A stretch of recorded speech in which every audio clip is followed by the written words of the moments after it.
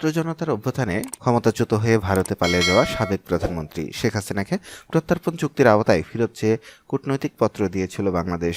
প্রায় ৩ মাস কেটে গেলেও এখনও তার জবাব দেয়নি ভারত। বৃহস্পতিবার নিয়মিত সাপ্তাহিক ব্রিফিংয়ে পররাষ্ট্র মন্ত্রণালয়ের জনকূটনীতি অনুবিভাগের মহাপরিচালক ও মুখপাত্র মোহাম্মদ রফিকুল আলম এক প্রশ্নের জবাবে এসব কথা বলেন।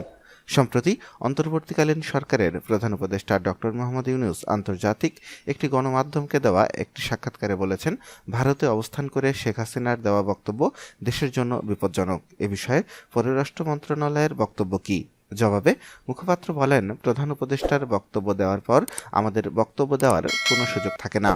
শেখ হাসিনা প্রত্যাবর্তনে ভারত বাংলাদেশের কূটনৈতিক প্রশ্নের জবাব দিয়েছে কিনা বা না দিয়ে থাকলে পরবর্তী পদক্ষেপ কী হবে, এমন প্রশ্নের জবাবে রফিকুল আলম বলেন, এটার বিষয়েও প্রধান উপদেষ্টা সম্প্রতি একটি সাক্ষাৎকারে জবাব দিয়েছেন। তারপরও আমরা বলছি, আমরা ভারতের কাছ থেকে কোনো জবাব পাইনি। পরবর্তী কার্যক্রম নিয়ে প্রধান উপদেষ্টা পাবলিকলি একটা দিক নির্দেশনা দিয়েছেন। প্রত্যর্পণ চুক্তির আওতায় শেখ হাসিনাকে ফেরত চেয়ে গত বছরের ডিসেম্বরে দিল্লির বাংলাদেশ হাইকমিশন থেকে ভারতের পররাষ্ট্র মন্ত্রণালয়ে কূটনৈতিক পত্র পাঠানো হয়।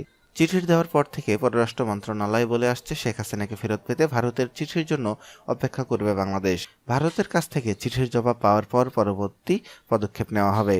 উল্লেখ্য, গত বছরের 5ই আগস্ট ছাত্র জনতার গণঅভ্যুত্থানের মধ্য দিয়ে পদত্যাগ করে পালিয়ে যান শেখ হাসিনা। এরপর থেকে এখন পর্যন্ত তিনি ভারতেই অবস্থান করছেন।